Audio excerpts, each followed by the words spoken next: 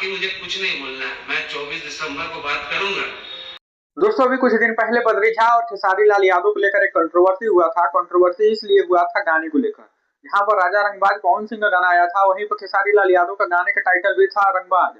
बद्री झा का कहना था खेसारी लाल यादव ने मेरा गाना चुरा के गा दिया है। मतलब खेसारी लाल यादव को बहुत सारे इल्जाम लगे, कई लोगों ने उनके ऊपर इल्जाम लगाया।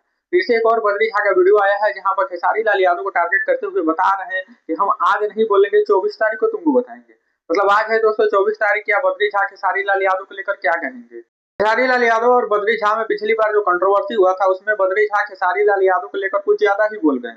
बद्री झा का कहना था खेसारी लाल यादव को बद्री झा ने बनाया है, लेकिन आप लोगों को पता है कि बद्री झा को कौन बनाया। खेसारी लाल यादव ने बद्री झा के गाने दिए तब जाके बद्री झा को लोग जानते हैं, लेकिन ये तो उल्टा हो गया। बद्री झा ही उल्टा खुद खेसारी लाल यादव को बोलने लगे। और अभी जो बद्री झा का वीडियो आया उसमें बद्री झा बोल रहे हैं कि 24 तारीख को तुमको बताएंगे। तो दोस्तों आज 24 तारीख है दोस्तों, देखते हैं क्या बद्री झा करने वाले हैं। क्या कोई गाना देने वाले हैं या खेसारी लाल यादव को लेकर कुछ बोलने वाले हैं।